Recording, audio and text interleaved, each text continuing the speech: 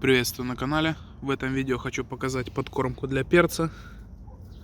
У нас уже вырос вот такой перчик, и следует его подкормить, для того чтобы он дальше хорошо плодил, завязывал. Вот такие перцы. Этот перец имеет хабанерный вид, но это сладкий перец, а не горький. Сорт Криола де Кокино. Итак, сейчас вам покажу подкормку. Для этой подкормки я буду использовать прошлогодний компост. Вот так у нас перегнил. И сейчас наберу 2 ведра его. Дальше 2 ведра этого компоста я погрузил в эту емкость и залил водой. После чего дал настояться. Я делал утром. И сейчас у нас вечер. Раствор в принципе уже готов. Можно оставить его на сутки. Также дополнительно в этот раствор я добавил золу. На каждые 10 литров добавил 200 грамм золы.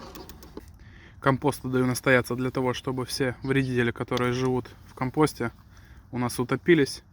Это всякие там червячки, букашки и прочие существа. Можно было компост сразу внести на грядку, но есть риск того, что вы занесете вредители себе на грядку. Для этого мы его и залили водой.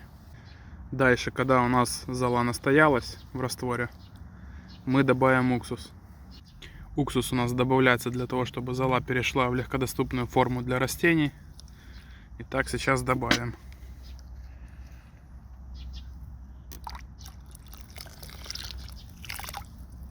После того, как добавили уксус, это приблизительно у меня грамм 200, оно должно какое-то время постоять.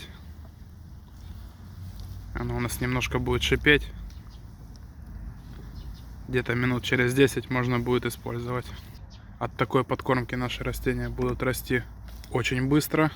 Набирать плоды будут очень быстро. Помимо компоста мы используем еще и золу. Так что это у нас будет такое универсальное удобрение. Хорошая замена гуматам. А главное, бесплатная, домашняя. Можно будет еще и под огурцы его использовать.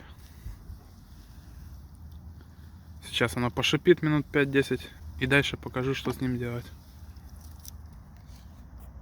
На ведро воды у меня получилось 2 вот таких черпака. Сейчас покажу, как приготовить. Например, у меня царапушка. Берем, опускаем на сантиметр. Ее становится не видно. Все, раствор готов. Можете какую-то палочку окунать, смотреть. Вот видно. Все. Можно поливать. Перед тем, как поливать перцы этим удобрением, нужно их хорошо пролить обычной водой. У нас шли 3 дня дожди. Поэтому я поливать водой не буду. И буду поливать сразу удобрением. И приблизительно вот такой черпачок под одно растение.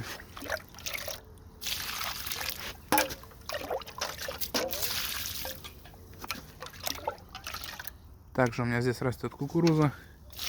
И кукурузу полием. Также сегодня перепадет это удобрение и баклажанам.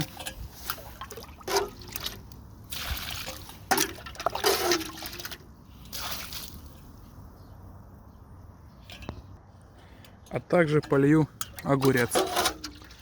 Буду поливать в междурядье, так как уже под корень самого огурца прям я не поливаю. То есть туда плеснули, а огурец уже разберется, что ему надо и откуда взять. Это удобрение у нас полностью натуральное. Там огромное количество гуминовых кислот. Также и калий, и фосфор. В общем, растения вам скажут спасибо. Растут очень сильно. На этом, в принципе, у меня, друзья, все. Всем, кто смотрел, спасибо. И до свидания.